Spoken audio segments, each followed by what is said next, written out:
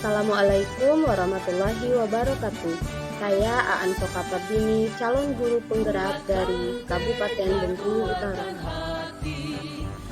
Pemberi teladan merupakan hal paling penting dalam peningkatan karakter anak didik. Saya akan memaparkan beberapa hal mengenai intisari dari pemikiran Ki Hajar Dewantara.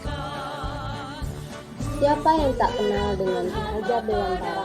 Tokoh sentral dalam perkembangan pendidikan di Indonesia yang pemikiran-pemikirannya pada konteks pembelajarannya dalam konteks pendidikan di Indonesia telah banyak menjadi landasan dasar dalam mendidik anak bangsa hingga saat ini. Ada 3 pokok yang menjadi dasar pemikiran Ki Hajar Dewantara dalam perkembangan dunia pendidikan di Indonesia. Pertama, pembelajaran yang berpusat pada anak. Dalam maknanya, seharusnya anak dengan mudah memenuhi kebutuhannya dalam mengenyam pendidikan. Dalam hal ini, anak seharusnya merasa nyaman, tenang, bahagia, dan merasa dicintai dalam proses pendidikannya.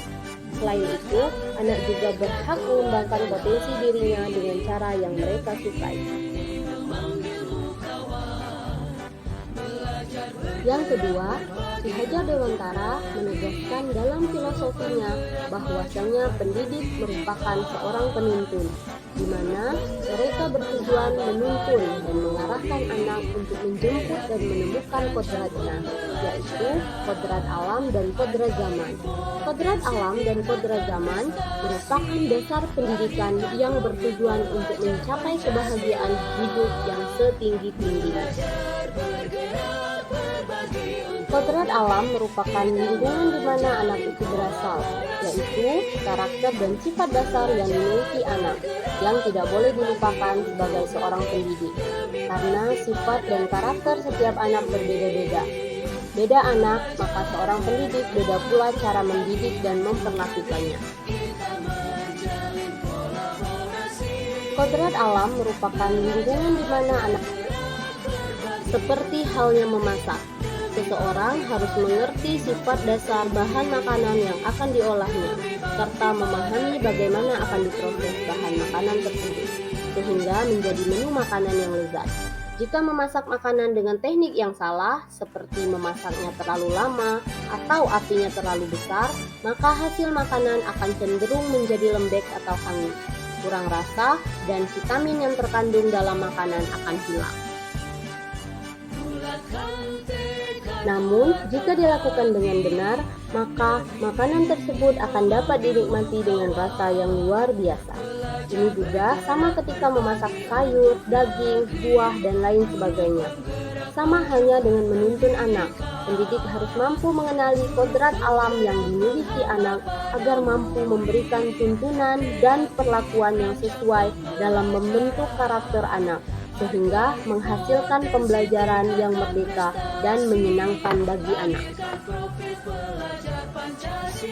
Setelah itu adalah kodrat zaman, yang diartikan untuk tetap terbuka dan mengikuti perkembangan zaman yang ada. Tentunya, tetap berlandaskan norma bangsa Indonesia.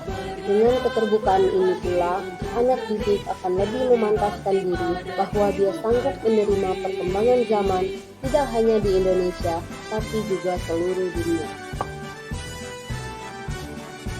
Pokok pendidikan yang ketiga yaitu trilogi pendidikan semboyan yang sangat terkenal dari Ki Hajar Dewantara adalah Ki Ngarso Sungtolodo, Ki Madya Mangunkarso, Sutwuri Handayani, yang artinya di depan memberi teladan, di tengah membangun semangat, di belakang memberi dorongan.